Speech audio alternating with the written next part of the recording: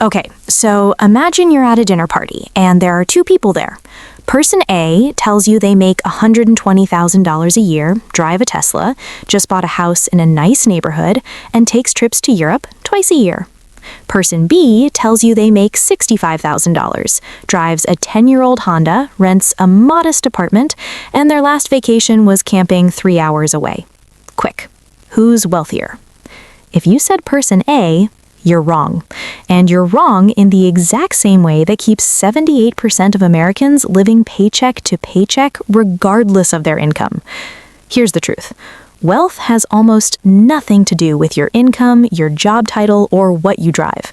There are 3 numbers, just 3, that predict with scary accuracy whether you're going to build real wealth or spend your entire life pretending to be wealthy. And if you don't know what these numbers are for yourself right now, today, you're basically flying blind.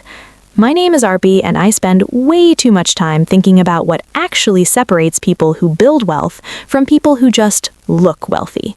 If you're someone who's making decent money but somehow still feels financially stressed, or you look at people around you and can't figure out how they're affording their lifestyle, make sure to hit that subscribe button and give this video a thumbs up if this helps you out. So let's start by destroying the biggest myth in personal finance, that your income determines your wealth. It doesn't. Not even close. Thomas Stanley wrote this book called The Millionaire Next Door back in the 90s. It's based on the largest study of millionaires ever conducted in the US. And the most shocking finding wasn't that millionaires drive fancy cars or live in mansions. It was the opposite. The average millionaire drives a car that's at least 3 years old, lives in a house that costs less than twice their annual income, and you wouldn't pick them out of a crowd. But here's the really interesting part. Stanley found that about 20% of millionaires never made more than $100,000 in any single year of their lives. 20%! Meanwhile, he also found thousands of people making $200,000 plus per year who had a net worth under $100,000. High income, no wealth. The Federal Reserve does this survey of consumer finances every 3 years, and the 2022 data shows something wild. Households in the 80th to 89th percentile of income, so these are people making roughly $130,000 to $180,000, their median net worth is only $805,400. Sounds like a lot, right? But that includes their house. Take out home equity, and their liquid net worth is around $200,000. These are people who've been working for 20, 30 years at high incomes, and they've got less saved than 4 years of their salary. Meanwhile, there are people in the 40th to 59th percentile making $50,000 to $75,000 who've managed to accumulate $300,000 or more in actual investable assets. Income doesn't predict wealth. So what does? The first number that actually matters is your savings rate. Not how much you save, what percentage of your take-home pay you save. And right away, most people get this wrong. They think savings rate is, I put $500 a month in my savings account. No, your savings rate is every dollar that doesn't get spent. Your 401k contribution? That's savings. Money that goes to investments? Savings. Extra principal payment on your mortgage? That's savings. The difference between what you earn and what you spend, that's your savings rate. Here's why this number is so powerful. It determines how long it takes you to become financially independent.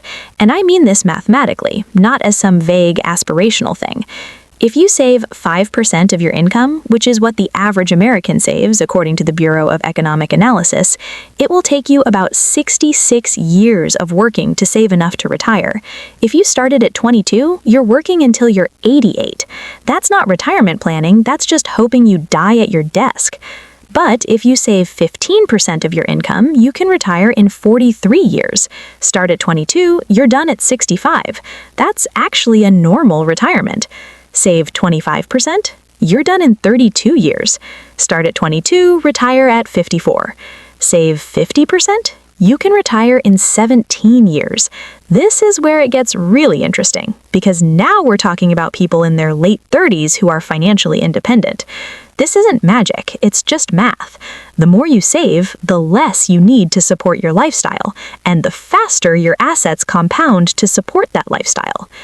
Now, you might be thinking, okay, but I can't save 50% of my income. I have rent, I have a car payment, I have student loans, and that's fine. You don't need to save 50%, but you need to know your number right now. What percentage of your take-home pay are you actually keeping? Most people have no idea. They think they're saving because they have a 401k, but they're contributing 3% while spending 97%. Or they're saving $200 a month while spending $4,800. That's a 4% savings rate. At that rate, you're never retiring. The National Study of Millionaires by Ramsey Solutions found that the average millionaire saved 15 to 20% of their income consistently over decades.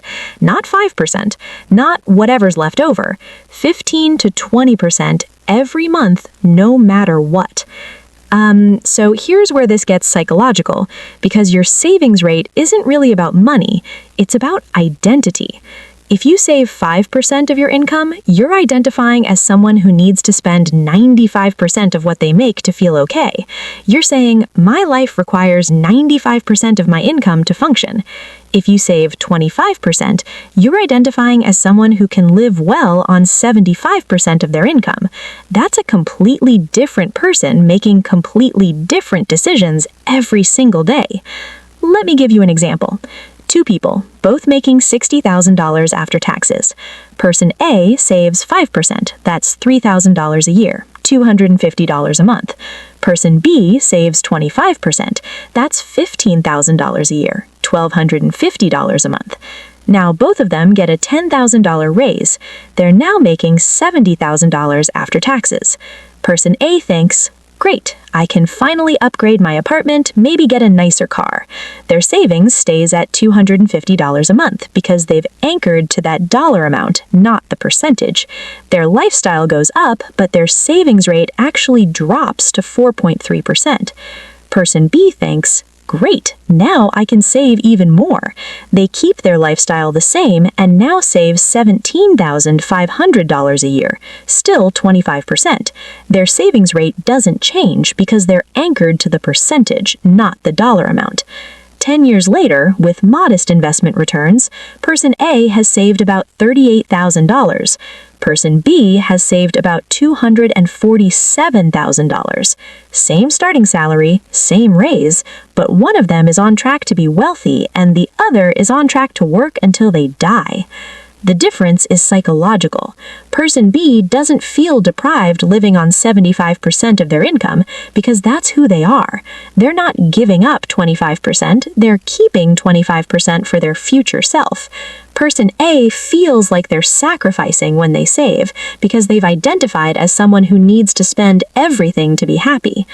The second number is your cost of living to income ratio, specifically your fixed costs as a percentage of your take-home pay.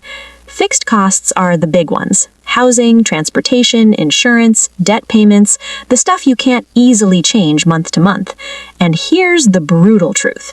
If your fixed costs are 50% of your take-home pay, you're probably screwed. Let me show you why. Let's say you make $4,000 a month after taxes. Your rent is $1,600, car payment is $400, insurance is $200, student loans are $300, phone and utilities are $200. That's $2,700 in fixed costs, 67.5% of your income. You've got $1,300 left for everything else: food, gas, clothes, going out, emergencies, and you're supposed to save? With what money? This is the trap that most people are in. They see the apartment that costs $1,600 and they think, I make $4,000 a month, I can afford it. But they're using gross income logic, or they're forgetting about all their other fixed costs. By the time they actually move in and reality hits, they're locked into a lease and a lifestyle they can't afford. The millionaires in Stanley's study, their housing costs averaged 20% of their net worth and less than 25% of their income. Not 35%, not 40%, not as much as the bank will approve me for. 20 to 25%. Here's the thing. Your biggest expenses define your life. If you're spending 40% of your income on housing, you're trapped. You can't take career risks. You can't build savings quickly. You can't survive an income disruption. You're working to pay for a place to sleep so you can wake up and go back to work. But if your housing is 20-25% of your income, you have options. You can take the job that pays less but has better long-term potential. You can survive 6 months without work. You can invest aggressively. You have breathing room. Here's what most people don't realize.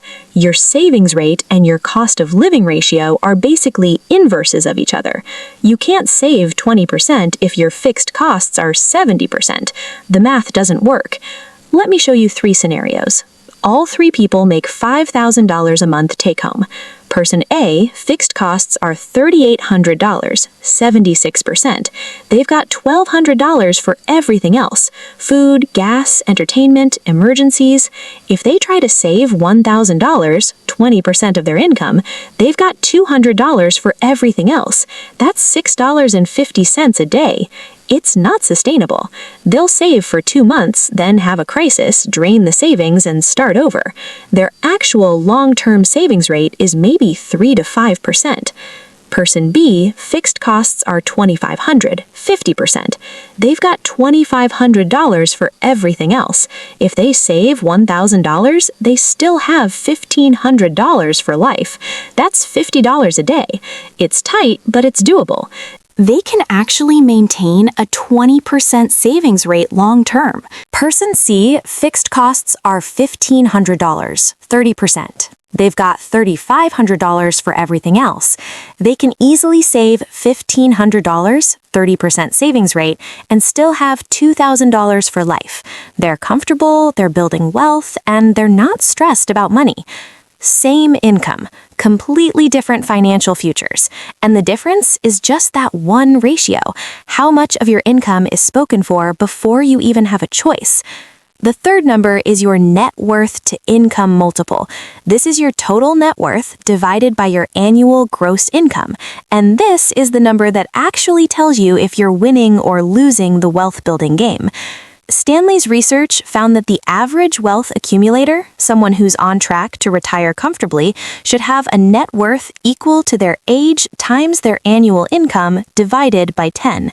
So if you're 30 years old making $60,000, you should have a net worth of at least $180,000. If you're 40 making $80,000, you should have $320,000. If you're 50 making $100,000, you should have $500,000. Now, you might be thinking, that's insane. I'm 35, making $70,000, and I have like $40,000 saved. You're telling me I should have $245,000? Yeah, that's exactly what I'm telling you.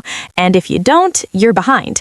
Not a little behind, significantly behind. But here's what's interesting. This formula accounts for time. It's not saying you should have 10x your income in your 20s. It's saying that by your 50s, if you've been saving consistently, you should have accumulated about 10x your annual income. That's what allows you to retire and maintain your lifestyle. The math works out to roughly a 15 to 20% savings rate over a career with modest investment returns. It's aggressive, but it's not impossible. It's just that most people aren't doing it. Look, here's where it gets really interesting. These 3 numbers are connected. They predict each other. If your cost of living ratio is low, your savings rate can be high. If your savings rate is high, your net worth multiple grows faster. And if your net worth multiple is on track, you have options, which usually means you can keep your cost of living ratio low because you're not desperate. It's a positive feedback loop. Or if you get it wrong, it's a negative feedback loop. Let me show you 2 people over 15 years. Both start at age 25, making $50,000. Person A, fixed costs are 70% of their income, savings rate is 5%, starting net worth is $5,000. Year 15, they're now 40, making $75,000, modest raises. They've saved about $62,000 over 15 years, with investment returns about $90,000 net worth. Expected net worth at age 40 is $300,000. They're at 30% of where they should be. Person B, fixed costs are 40% of their income. Savings rate is 20%. Starting net worth is $5,000. Year 15, they're now 40, making $75,000, same raises. They've saved about $248,000 over 15 years, with investment returns about $380,000 net worth. Expected net worth at age 40 is $300,000. They're at 127% of where they should be, actually ahead. Same starting salary, same career trajectory, but one of them is on track to retire at 55 and the other is on track to work until they're 75. The difference? Those three numbers. That's it. So here's the part that's going to make some of you uncomfortable. If you're behind on these numbers, catching up is really hard. Let's say you're 35, you make $70,000, and you have a net worth of $50,000. You should have $245,000. You're $195,000 behind. If you want to be on track by age 45, you need to save an extra $19,500 per year on top of your normal savings rate.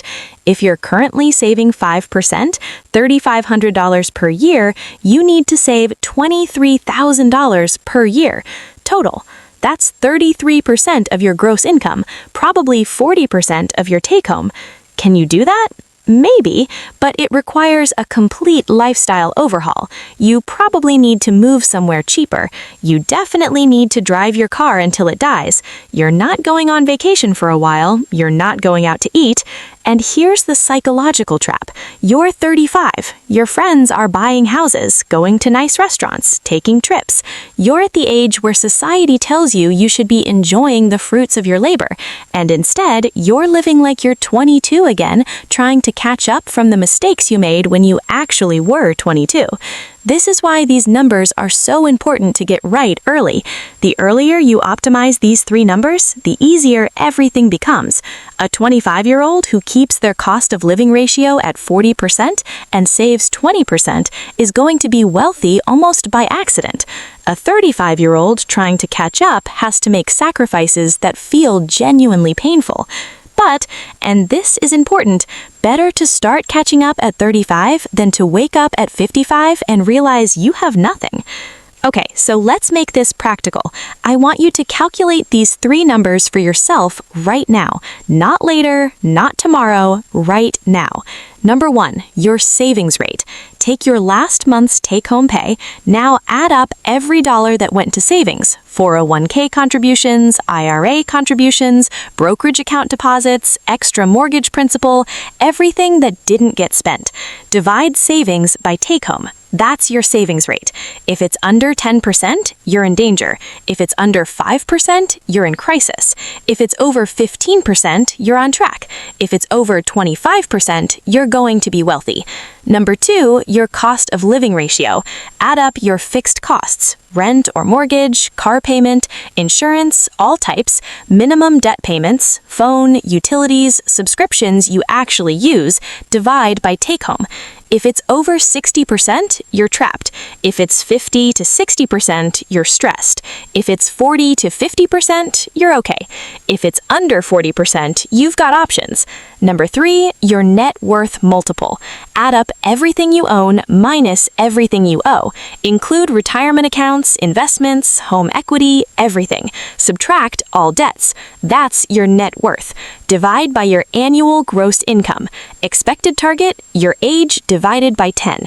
If you're 30, you should be at 3x. If you're 40, you should be at 4x. If you're 50, you should be at 5x.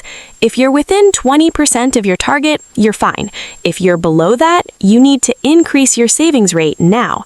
Here's the thing, once you calculate these numbers, you're going to know what you need to do, and you're probably not going to want to do it.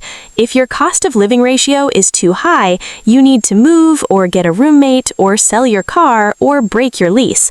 These aren't fun decisions. They're lifestyle downgrades. They're admissions that you overextended. If your savings rate is too low, you need to cut spending that feels normal to you. The daily coffee, the streaming services, the dinners out, the Ubers. You need to say no to things your friends are doing. If your net worth multiple is too low, you need to get aggressive. Maybe that means taking a second job for a year. Maybe it means starting a side hustle. Maybe it means having an uncomfortable conversation with your partner about why you can't afford the wedding or the house or the vacation everyone expects. These are hard choices, but here's what I want you to understand. These numbers don't lie. They predict your financial future with scary accuracy. Stanley's research tracked people for decades. The people who had the right numbers in their 30s were wealthy in their 60s. The people who didn't weren't. It's not about luck. It's not about timing the market. It's not about finding the perfect investment. It's about these three numbers. You can make $200,000 a year and have all three numbers be terrible. You'll look wealthy, but you'll be broke. Or you can make $55,000 a year and have all three numbers dialed in. You'll look average, but you'll actually be building real wealth. So here's the bottom line. Wealth isn't about your salary, your job, your degree, or how smart you are. It's about three numbers: your savings rate, your cost of living ratio, and your net worth multiple. Get these three numbers right, and wealth is basically inevitable. Get them wrong, and you can make $1 million over your lifetime and still end up broke. And the crazy part? Most people never calculate these numbers. They just stumble through life hoping things work out. They compare themselves to people who look wealthy without knowing that those people are one emergency away from bankruptcy. They make decisions based on what they can afford according to the bank instead of what actually builds wealth. But now you know. You know the three numbers that actually matter, and you can calculate them right now, today. And then you can make different decisions based on actual data instead of vibes and comparisons and what society tells you you should be doing. Will it be comfortable? Probably not.